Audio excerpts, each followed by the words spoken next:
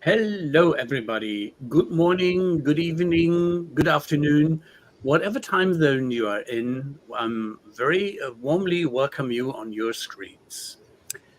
It is a pleasure today that we are a bit on the road again, such as Thomas is in Vegas in an important conference, that we have our guest Michael in Galway, that we have my dear and friend Marshall in his office in Chicago, myself coming from the friendly surroundings of larger Frankfurt area.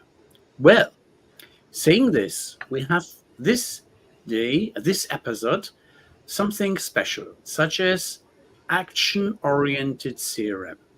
And our expert on this is Michael FitzGerald. And please feel free and join us on that convo with Michael, who is the founder and CEO of OnePageCRM.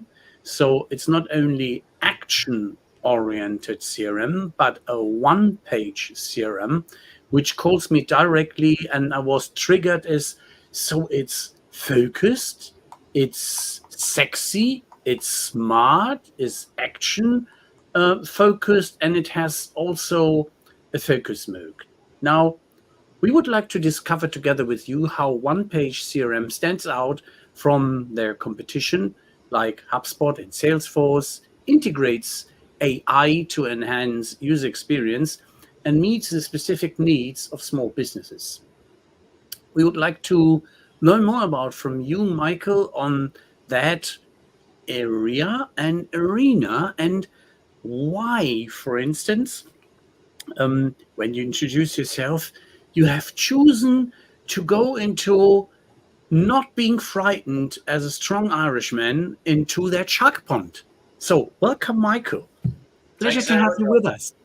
Yeah, it's great to chat. I'm very happy to be invited in. I'm outnumbered. There's three of you guys and just one of me, but I'm outnumbered in the CRM industry as well. There's a lot of giants around me, so I'm used to this. We have to punch above our Outnumbered weight. and outgunned, yeah. Yeah. Yeah. Some people talk about the 800-pound gorilla in the corner. I think I'm in a room full of 800-pound gorillas, and we have to fight for it. So, you mentioned there about. I think about how we started or why we started, and just reminds me of a conversation I had with a early stage with a VC, and I told him I was thinking of I was in the process of starting a CRM, and they said the exact words was that's brave, and I know when they said it, they exactly meant that's stupid.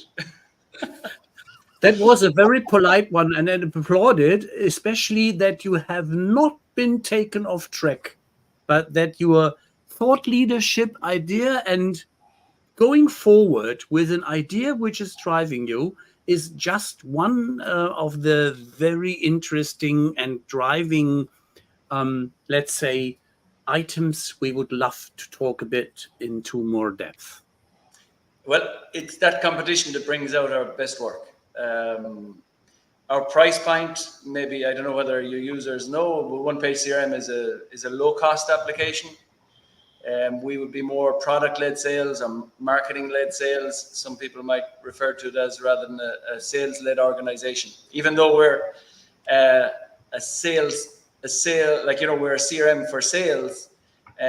We don't actually have a sales team ourselves. It's a little bit ironic. So Let's start a little from the basics.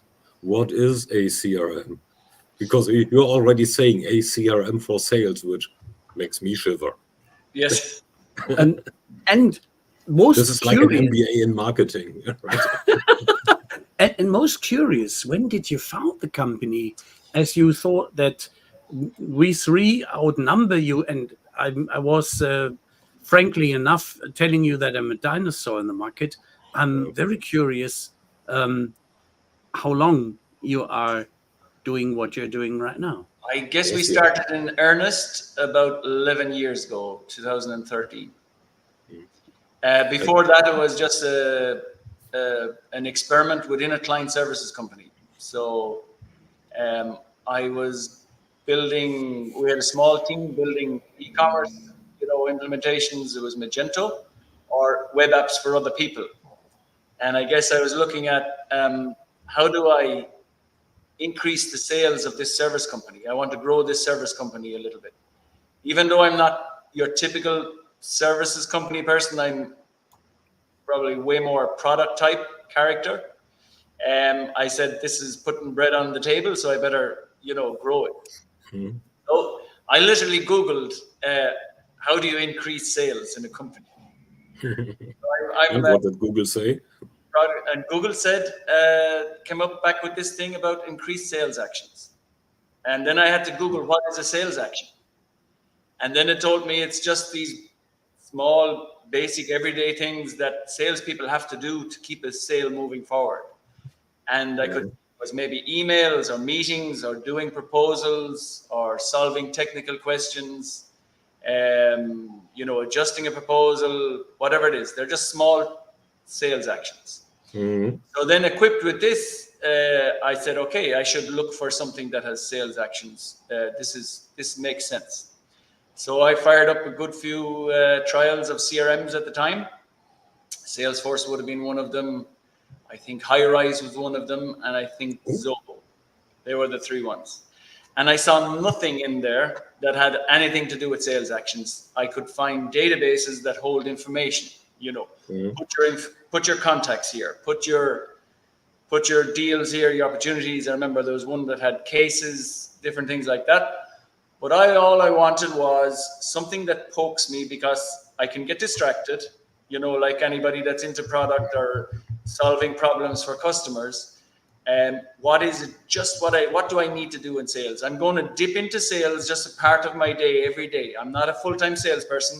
Mm-hmm. I'm somebody that has to try and grow a team. I have to hire new people. I have to meet customers. I have to figure out how we're going to deliver these projects, lots of different things. And so the sales element is going to be part of my day, and I can't be weighed down with all this kind of like charts and graphs and reporting and stuff like that. Almost felt like I had to fight past those. And so I just was disappointed that I didn't have something that would give me that nudge, like, a poke every morning. You have got to do these things, or in the future, you're going to let your sales slip. And so I had no intention at the time of actually building a CRM system, but I went and did a sketch. It's actually true. On our website, there is a version of that napkin sketch that I did. And I said, if I actually built a CRM, this is what I would build, but I'm not going to build it. I'm going to put it to the side.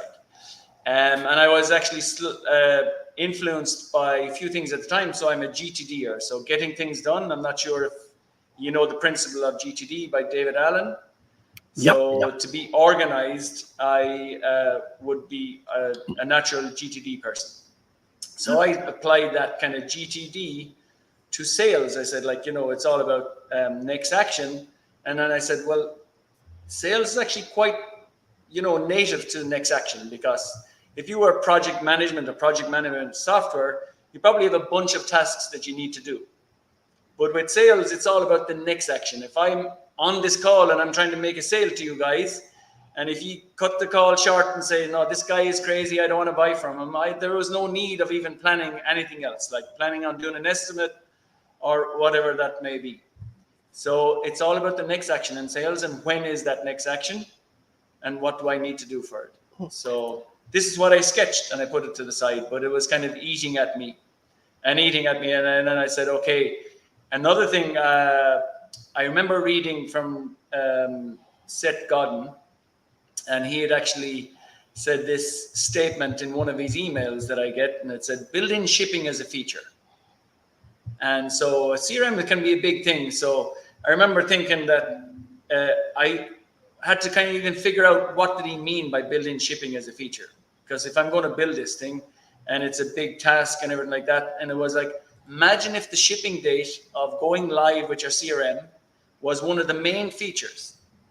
The shipping date is the main feature, rather than all these other fancy features. What would be in it? So 3 months I picked to say, build this as an experiment, and I was going to keep it to that day. It was like the 22nd of March, and this was mid-December. I'm going to take the first design from my designer that I was using in our client services company, and we're going to build it and push it live, and then we'll just see what happens. So it is just the very core of our application, which was, it had no menus hardly. You log in, and it had this action stream, and the action stream was, what is the customer, who is the customer, so the customer name, company name, and what is the next action. And on completing that, you would add the next action, and it would go down the stream. So it was like an action stream like Twitter with 140 characters, and it floats to the top again when that time comes, and you do that action, and then it goes down and comes back up again.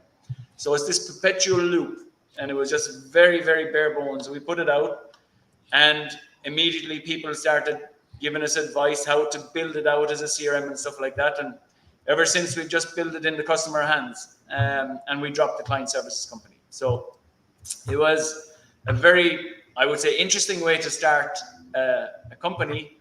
It was probably accidental, but after a few, I'd say 2 years of it being just like a free for beta application that we were putting out there, maybe I was thinking that it would be good for lead generation for my client services. I just said, okay, we're burning the ships, and we're going to go straight for this thing. It was only bringing in, I think we'd just come out of beta. We started charging. It was making very little money, and I dropped a whole bunch of client work. I said, here, I'm gone out of this business. I have to go after this passion of mine, which is now this product, OnePageCRM. So that's our story. I have to agree with the VC who suggested that starting a new CRM is brave. There are well over 1,000 CRM systems out in the world. How does being action-oriented differentiate you from competitors like, HubSpot, Salesforce, assuming that you even consider them a competitor, or Zoho?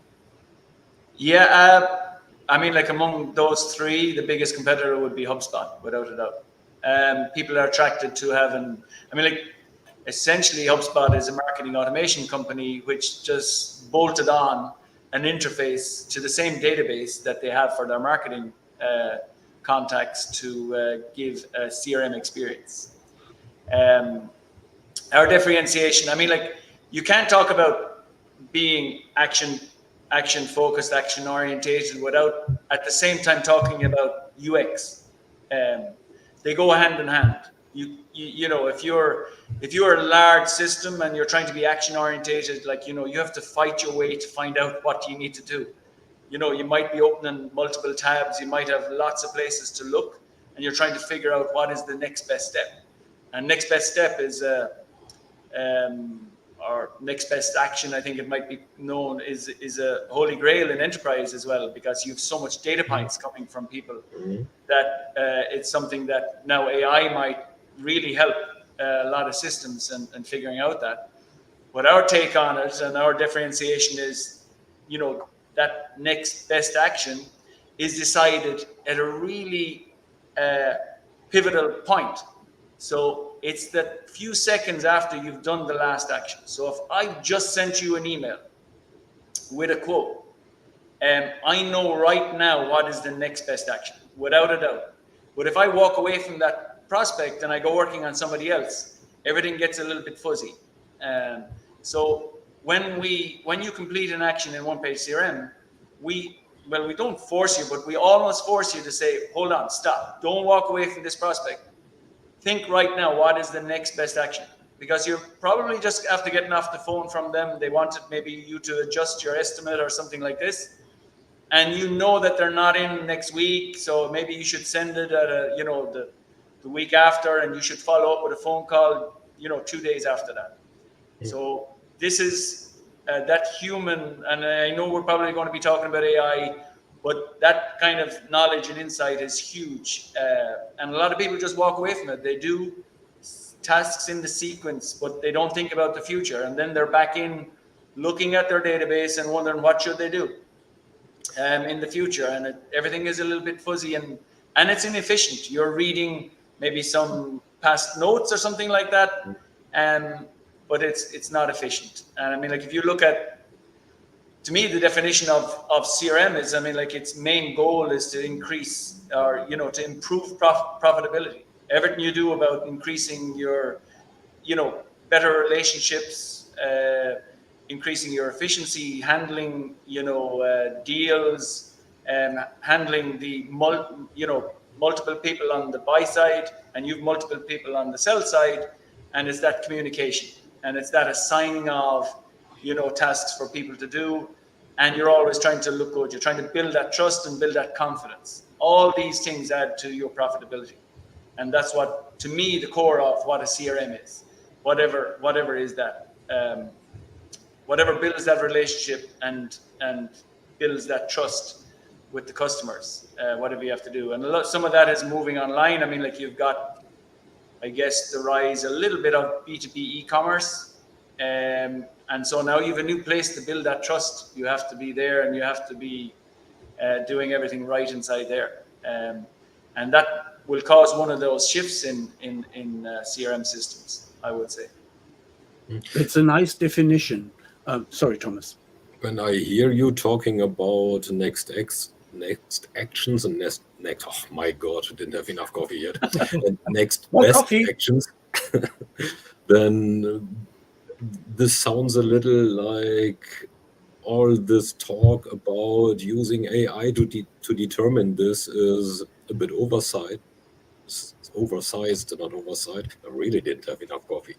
My God. So that this is actually not really necessary because it's actually predetermined. Do I get that right? It can be, and it's an area we're looking into.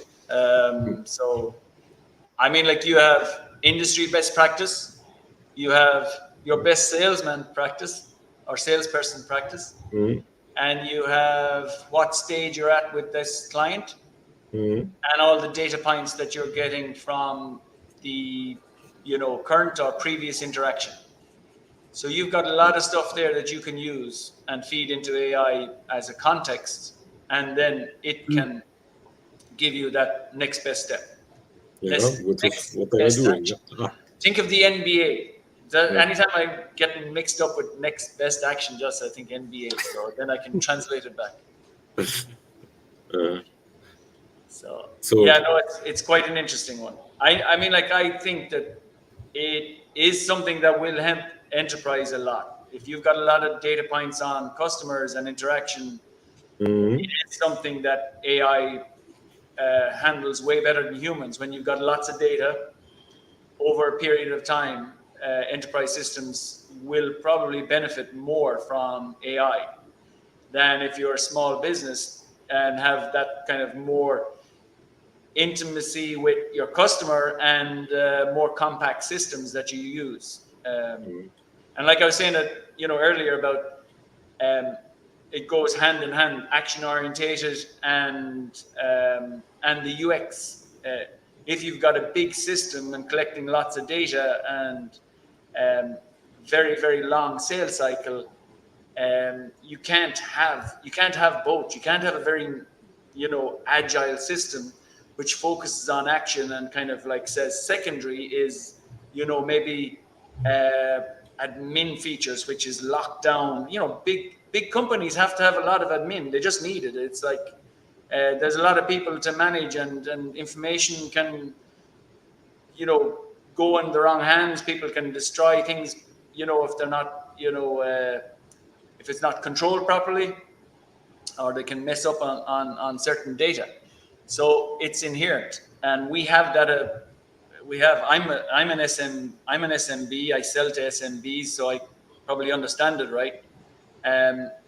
But we have to be agile, very agile. We have to be able to use systems very efficiently. We have to automate as much as we can. We don't have specific people in specific roles. Almost still, there's always multiple hats in a small business. Nobody gets away with just single function. And with hats, we need efficiency. I hear you, and as well, I hear Laurie McCabe in my ear and in my head. as she is in precisely that direction. But out of curiosity, because before Thomas is firing the next question, I would like to know, out of curiosity, do you utilize AI or do you keep it with the structured workflows, which cause you to do the next best action? So at the moment, we haven't introduced AI with that next best action, but it's something we've already done a hackathon on, and we've had some very impressive results. We did it on real estate agents, our database, like, you know, with our system on real estate agents in the US. So their particular type of selling. And so we made, in one day, we made a connection from our system using ChatGPT, and we're able to feed the context of, these are the usual actions that people are creating and completing. And here is this contact, this prospect. There's the latest emails and the latest notes the team has taken. What is the next best action? And it was surprisingly accurate. So this is something that we're definitely going the route to create. At the moment, we have AI involved, and it's in there for a while. We have an on the road application, which has a route planner and you use AI to figure out, you know, the best traffic and where you should visit your customers first if you're a traveling salesperson. So that's the extent of our AI usage at the moment, but it's definitely something we're bringing in for the next best action. Yes, there is a very specific question here. For the first time ever, probably we are doing lead generation for someone here. Oh my God. So, quick answer. What does it need much? So what does what need much? Does it need much configuration to set up? The AI part or the your system in general? OnePage in general. No, you can, out of the box, you get going quite fast. We ask you what industry you're in, and if you're in one of our, you know, defined verticals, we pre-configure for you. So you can get going literally as 5 minutes. Okay. Build it out. Cynthia, I suggest to get in direct touch with Michael and his team. And we've also built it as well that you can start using it straight away and feel benefit. What we put up front, like our main dashboard when you log in, is the action stream, the next action system. So if you just import contacts, which we can pull from various different ways, or you can scan business cards, or you can do whatever way you want to get it, get your contacts in there, and you just put that next action to it. You've got value straight away. So the two big value metrics in our system is our email synchronization and our action stream, or next action system, whatever. I would love to encourage right away. Send you AI to pay your website and especially your academy parts, the 20 minutes time investment to see the little videos. I was, to a certain degree, positively flashed, but more by one statement from Thomas. I was impressed about the speed of the system. That made me really, really curious. How do you do it? You'll have to ask my genius engineers. Oh, okay. We'll have them on next. Yeah. So I have to take a step back. How many people are accompanying you in your journey, including your genius engineers? Yes, we have 30 in the company.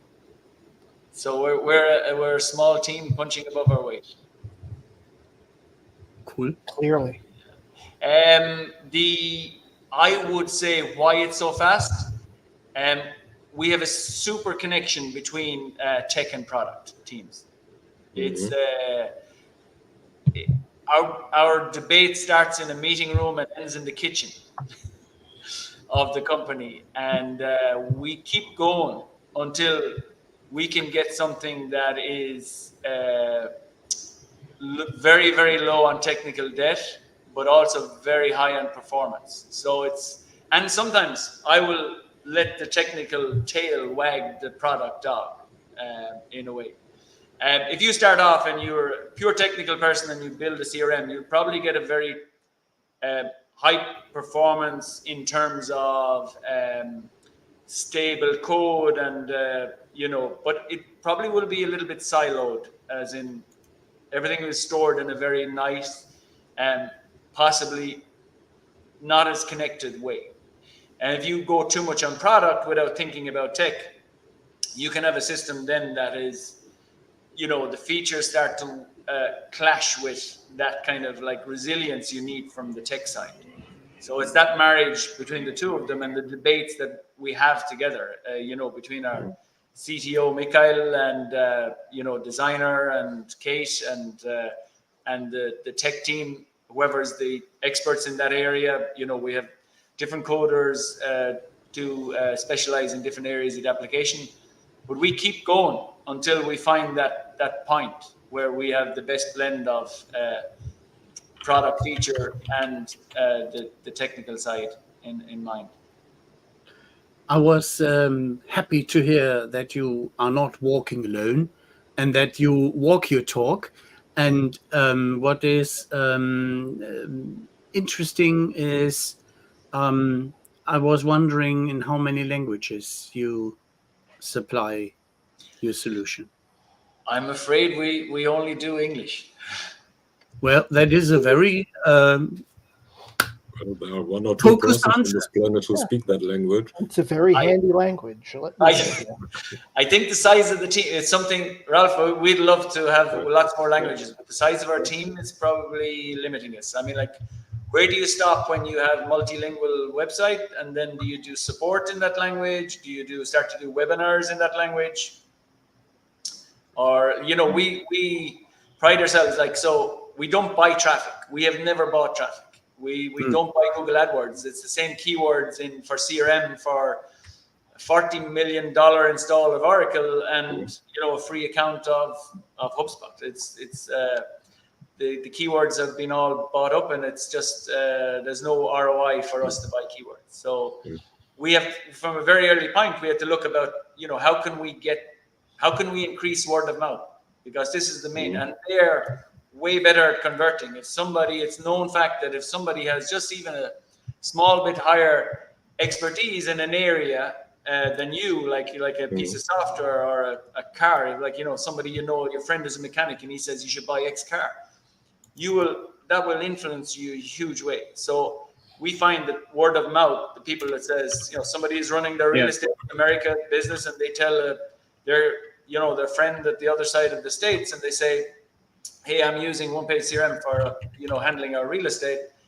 sales, and that's a massive conversion for us. So, and our conversion rate, I don't mind telling you, I mean, like it takes 30 seconds to create a free trial, and you're into the system.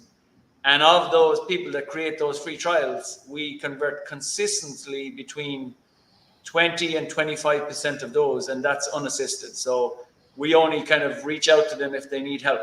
Everything is automated in the funnel, and they get onboarding emails, onboarding hints in the application, but it's a really, really high conversion rate. And I would say we wouldn't have as high if we had to buy traffic, because you are kind of getting people into the funnel that were never meant to be there. They didn't have a huge need there. Maybe you got them curious from marketing, but their need is not as strong as when they reached out to a friend and they said, hey, what are you using for your CRM? And they say OnePageCRM. This is a much higher qualified lead and gives a very high conversion. So this is good for us, I guess, for the number of staff that we need to be dealing with people that are onboarding. In how far you said something like to be action or to offer action-focused functionality, let's call it functionality for time being, is far more important for smaller businesses than for bigger businesses. Why is that? So a sales rep is a sales rep is a sales rep. Their job is the same whether they are working for gigantomanic company one, or whether they are just working for themselves. The credo is like the Muppet Show: sell, sell, sell. Yeah.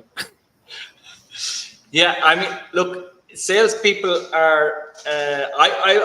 I think it's brilliant for a small business. That's our market. I mean, like, I don't think about enterprises that much. We do have certain large enterprises using us, probably for that reason, and they're probably not telling their their IT department that they're using us. Right. So it's probably coming out of their own Visa card. But salespeople tend to be admin lazy. Let's call it. They like the stuff that the meetings and the interaction, but they don't like the follow up. Kind of admin that's related to their interaction. We've started out saying that if you are, that's fine. Just do the next action. That's it. It's 140 characters. And if you just complete those, you're leaving a trail of almost like notes that would be in a CRM system. So we don't ask much of that person. And I think that can be in an enterprise just as easy. But if you take a small business, that team and that collaboration and the relationship up the way is probably a lot closer than it is up the way in an enterprise. You get your small group in an enterprise, you probably don't have that kind of company-wide feeling of what's going on. I mean, like, you take a small business and it's an open plan office, like, things are within earshot and information flows very quickly. So you probably don't need to enter as much in the system. You don't have it doesn't need to spread out as far. So your admin is reduced and you can just focus on the actions rather than the actually large, security type stuff or detailed information, because somebody who's, way down the card or in another country in this large enterprise needs to get the full picture without any osmosis. A small business, there's osmosis in the office. So you can cut it to the core.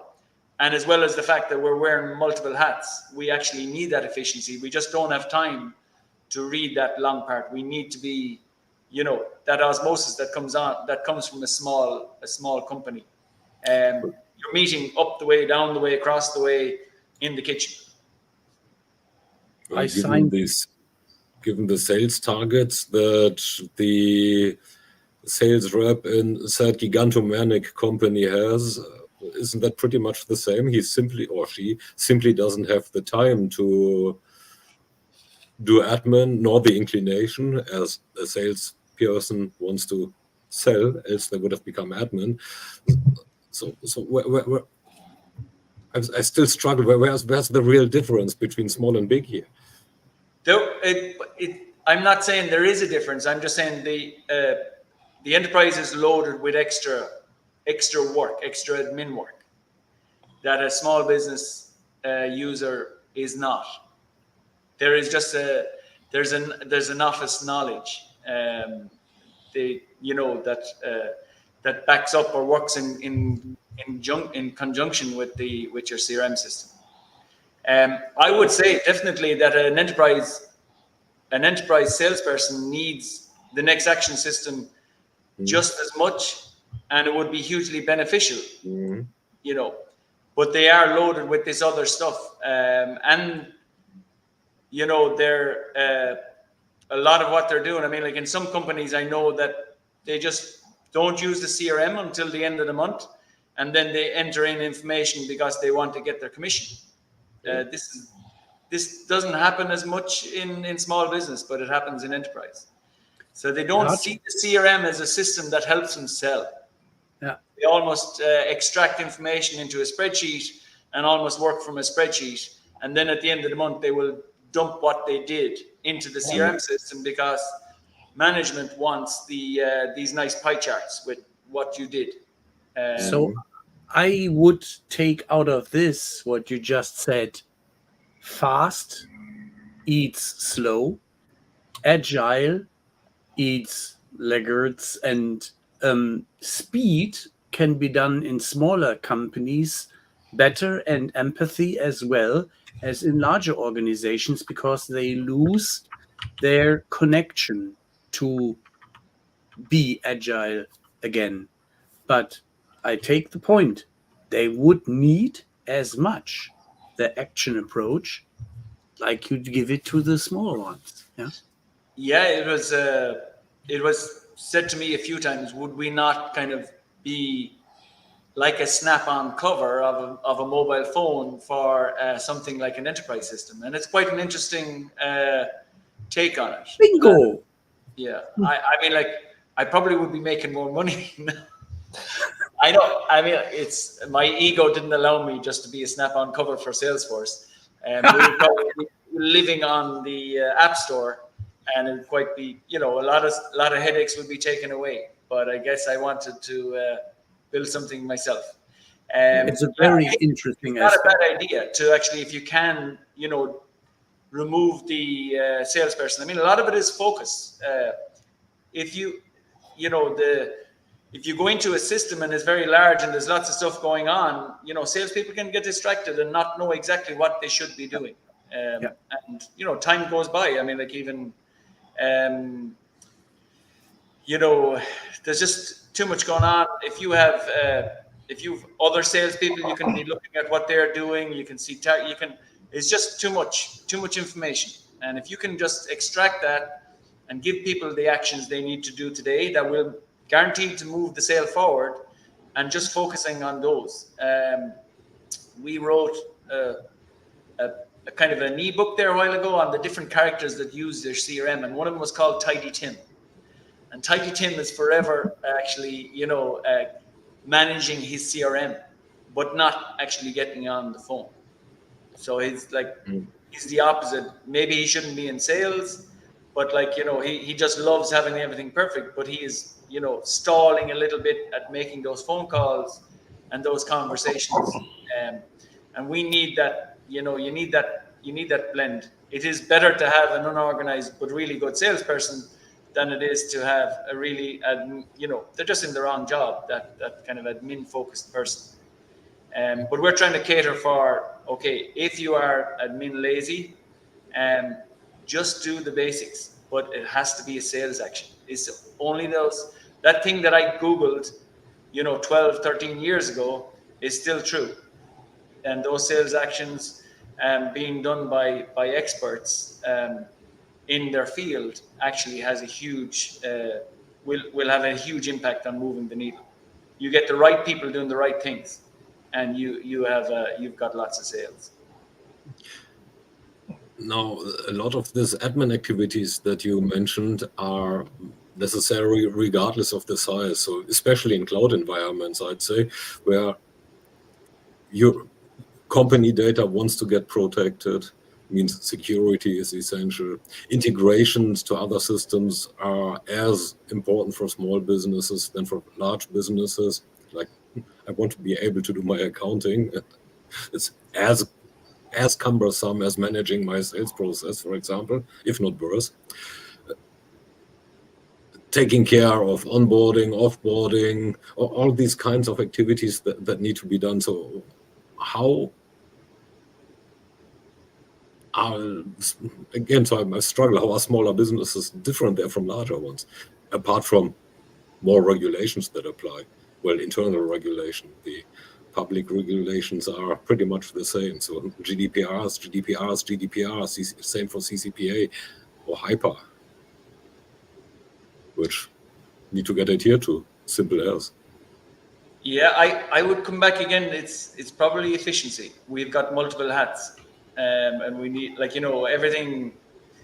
I don't know. I mean, I have friends working in enterprise, and they say there's still spreadsheets being emailed around as attachments instead of documents being shared and multiple collaborators at the one time, and just enough of those inefficiencies building up.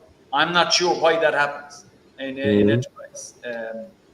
I'm not. I've never worked in a really big company, but there seems to be a lot of inefficiencies still in enterprise. I don't know. Does it come from that security aspect that you're talking about? But it's it just couldn't. We wouldn't survive in a small business. The small business wouldn't survive with the same probably inefficiencies. if you take it, the accounting, if you have a different person doing it, the accounts department in a small business, and they don't interact with the sales team. But if you get a salesperson in a small business, they're probably responsible for, getting that invoice, just at least created and maybe sent digitally. Then they start to see the inefficiency, and they'll want to do it more. They'll want to get a better integration. They'll want a product like a CRM product like us that'll integrate with QuickBooks. And if it doesn't, then they start having to type things, and it breaks down. They're in a position to actually change, get a better CRM or get a better accounting system. The accounting system has to be in the cloud as well. But if you've just got silos of people working in accounting and their job is just to work on that, they don't care about the integration as much. And part of their job is entering data entry or setting things up. But when you get that crossover of multi-functionality, that's where you see the inefficiencies, and that's where you demand better connection, better integrations, because you're just switching hats in a small business, and you kind of have to do something in the accounting. I'm not saying you're doing the set of accounts at the end of the month, but you're dealing in these systems a little bit more. Mm-hmm. Well, you can see the bigger picture. I remember working in one company where there was probably about 150 people in the company, and I just remember thinking, this is the perfect size. I knew everybody. And I knew everybody's function. We had an accounting department, we had engineering, we had product, we had regulatory affairs, and we had, marketing and sales. And I knew everybody, and it was probably a really good experience for me to start my own business, because I could see all these different functions. Whereas when you work in a large enterprise, it just shrinks. Instead of getting bigger, your relationships, they get smaller. They go into your team, your silo. So. And then you don't know the inefficiencies of the connections. It's almost you need somebody specifically in the company that starts to look at the connections between the departments. But in a small business, you can see where everybody, if you have an interest in your company, you can see where the inefficiencies are. Well, it seems pretty clear that OnePageCRM is highly focused at the very front of the front office. But that makes me wonder, at some point, even the small companies are going to have sales managers, data administrators. There's going to be a level above the basic salesperson. What do you provide for those folks? I believe we've almost everything from that point of view as well, but we started at a different point. I know that, I have a friend who's a sales manager. He's with an Italian pharmaceutical company, and I remember I was talking about CRM, and he said, "Oh yeah, we're in the process of rolling out a new CRM." And I said I was really interested in how they spec this thing, how they're building this thing. And he said, "Oh, we flew into Rome, all the regional sales managers." It happened to coincide with an Irish and Italian rugby match, but I'd say that was just accidental. Pure coincidence. Pure coincidence. And they all sat around and they were given their ideas on specification. And I asked, was there one salesperson in the room with you guys? And there wasn't.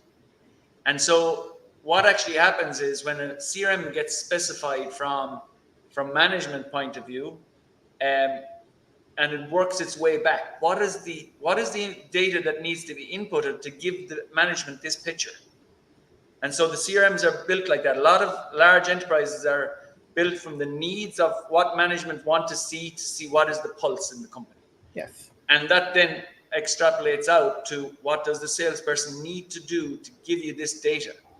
And it ends up being a bit chunky and a bit laborious what the guys have to do on the road.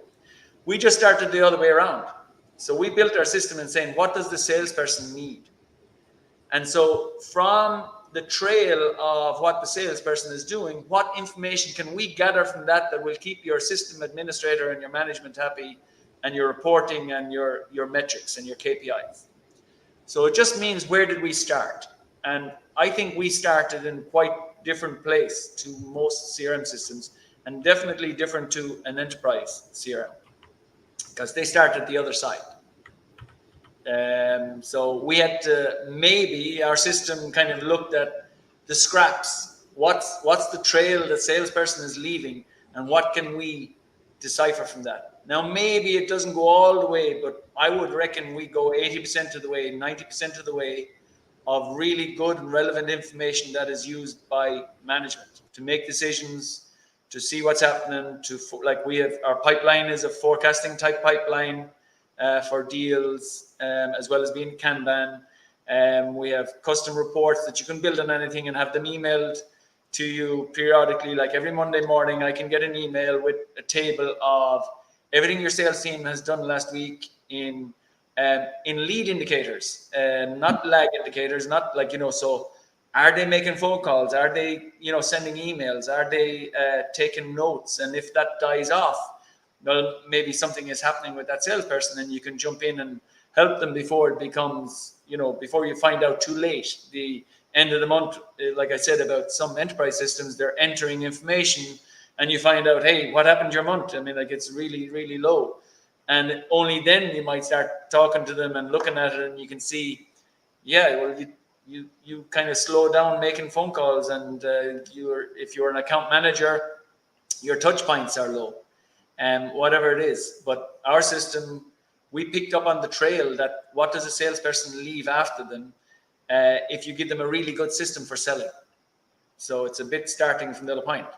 My challenge would have been, if we were to be a snap-on cover for something like Salesforce, would be trying to connect those. And if somebody has specified a large enterprise system and built out something in Salesforce, and how do we connect those dots, and can we satisfy what the management wanted? That might have been a tall order.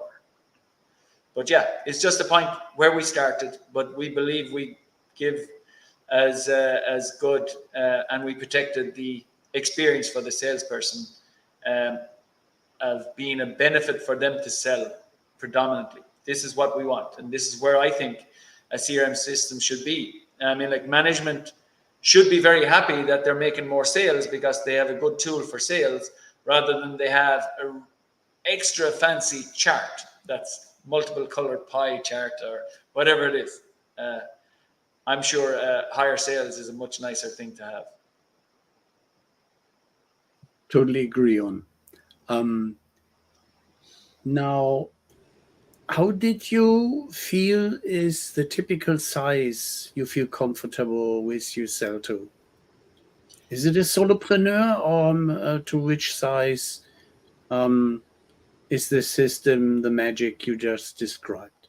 Our magic is probably 10 to 20 users. So we don't go after anyone else except the salespeople. We don't, there might be maybe some sales administration or some kind of maybe, well, obviously sales management personnel, but it's mostly that sales team. So if you take a small business, maybe they have, 150 people, and they might have only 10 salespeople. They might have only 15 salespeople. It depends. So that's our sweet spot.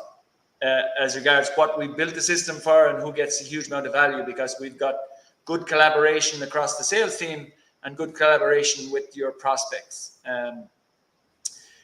What we ended up having across our database, when we look at it, we've got a lot of single users who are consultants, and so they bring down our average a little bit. So our average number of users per account is only 2.6. But like, we'd have some accounts that hit 3 digits, quite rare. And we have lots of accounts that maybe, that are in that sweet spot, the 10 and 20s. And then we get a whole bunch of 2, 3, 4, 5, whatever. But we've got a whole bunch of consultants using our system, or, sales trainers. It's one of the great things that has given us traction is that, sales consultants are using our system, so they can really, set up their prospects for success by saying, hey, you got to use this system. And by the way, I can show you how to get started.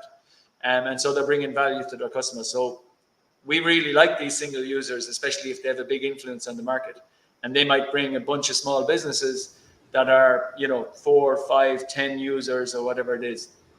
But we really love the count that's about 10 to 20 size, because I think they get the best value. They're still a very agile team size. It's not too much. They're not gone out of control. Like, those big companies, the bigger sales teams, like with maybe 100. I know that's small for enterprise, but it's big for our system. What actually happens is their requests start to sound like enterprise software requests, and a little bit too much admin, too much breaking up and siloing and stuff like that. And it gets a bit tricky for us. So we actually, while they're bringing their bigger accounts and they're bringing more money, we have to be very careful of that, who we're developing this for. And our target market is from that kind of, I would say 5 to 20 size. We ended up at 2.6. You just mentioned a bunch of different professions / industry sectors. In how far do the requirements change across industries to the sales process? Yeah, from our point of view, it's just a configuration for the different industries. So they may have different kind of pipelines. They call their prospects or customers or clients or whatever it is, kind of a naming. We make sure that they feel comfortable. But the type of industries we have that are popular in our system would be consulting. I would say from individual consultants to small consulting firms. Agencies, that's anything from marketing agencies to those professional type of agencies, app and software development companies, real estate. For some reason, we get a lot of US logistics companies. I don't know where they're coming out of. Somebody spread the word there. Around 50% of our users would be US. So it's the bulk of our market. So what you are basically saying is that the quote unquote sales process is everywhere the same, just the terminology differs? Possibly. I would say, the center of our system, which is the action stream, is the same across almost, all the industries. And like you're alluding to, Thomas, that it should be the same in enterprise as well. So that's the core. All these companies or the different types of verticals, they have a lot of very similar integrations. So like they will, no matter what vertical, they probably have an integration to an accounting app. They have integration to email for email syncs. So, by far it's Gmail and Outlook, and they're fairly 50-50 with us. Some other key integrations would be web forms. So you have people that come, they drive traffic to their website and they capture leads, and our system is quite good for qualifying those leads and then building the relationship from then on. So those integrations are almost the same across the industry. So a lot of it is about how you make them feel in their tummy when they arrive. And there's a nice warm fuzzy feeling from the correct terminology, from that, when you go to maybe even add your first contact, the custom fields that are there that we put in specific to that industry, that goes a long way of setting them up for success. And a good start, the onboarding is the key. If you onboard people well and they get that good start, and then when they subscribe after that 21-day free trial, they're in a much better position to actually, tell their friends that they have got a very good system, they've got a very good start.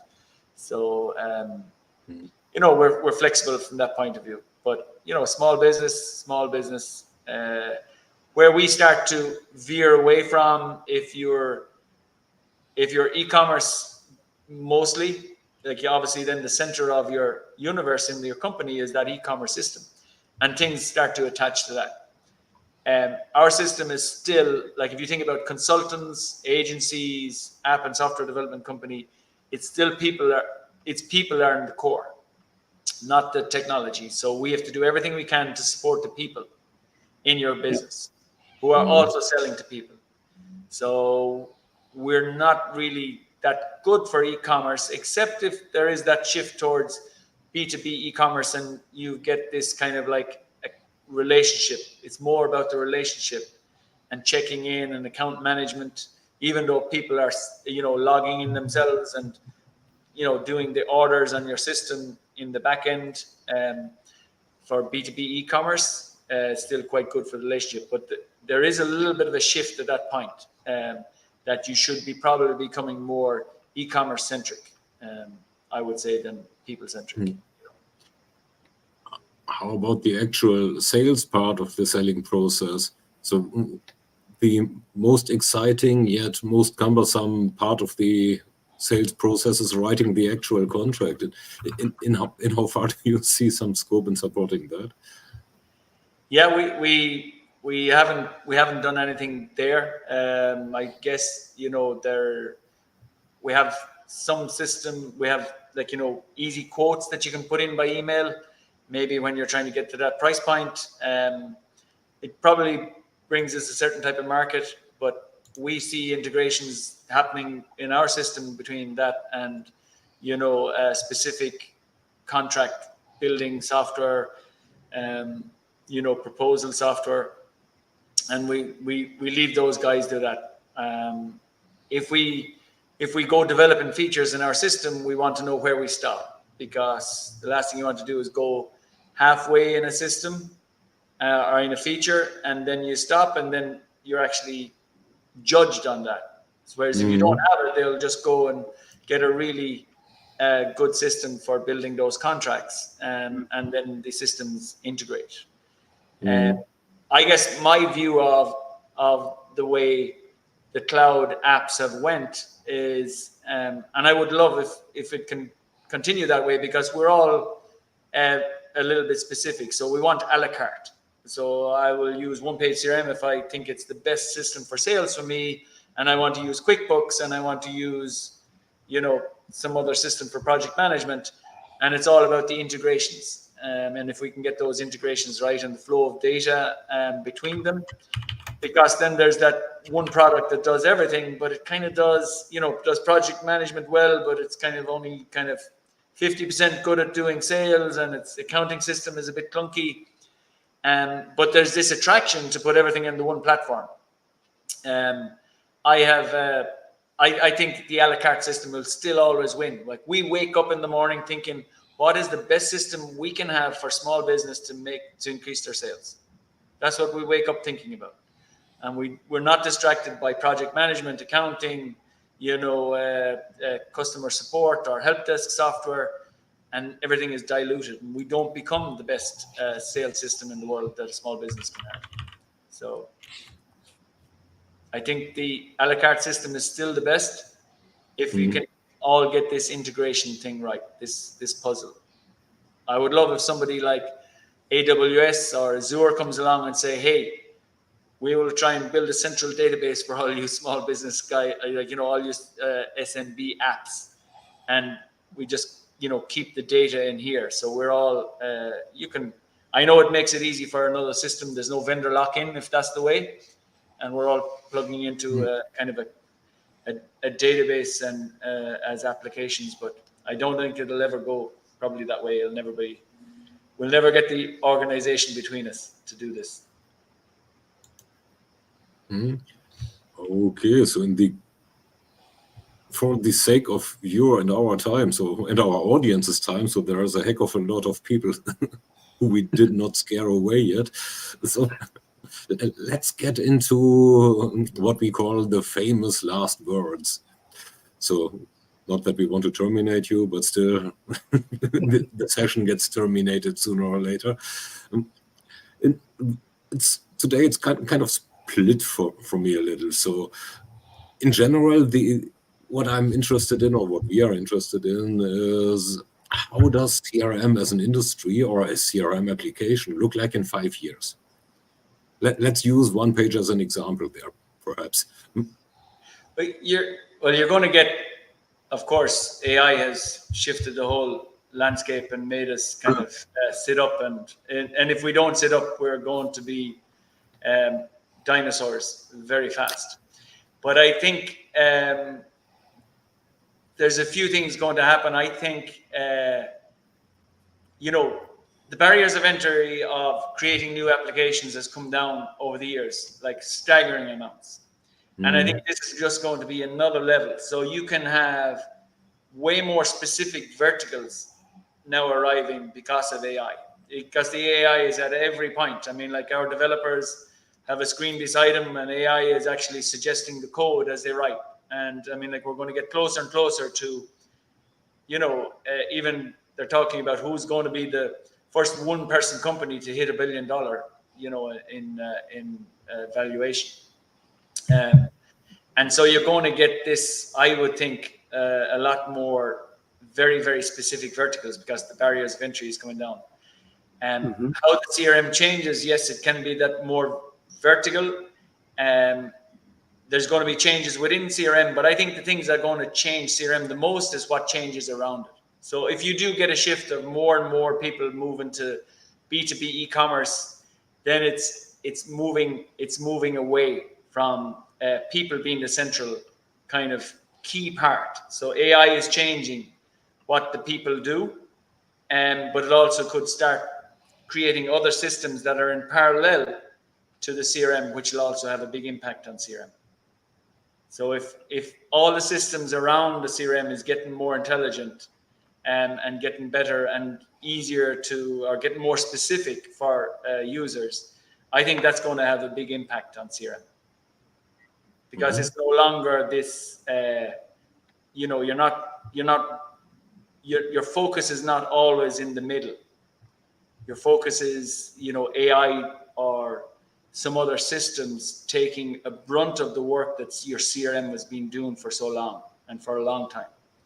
So I don't know. I mean, like there's even simple add-ons to your CRM or to your business stack that possibly could start to handle an awful lot more. And so maybe the CRM gets thinner, and it's only this something that is almost like the Google page where you go to find out whatever else is happening in every other system, and it's something we're quite conscious of because we're working on trying to, if we can have OnePageCRM be that place you go to find out what is happening in all the other systems. And so we're trying to build,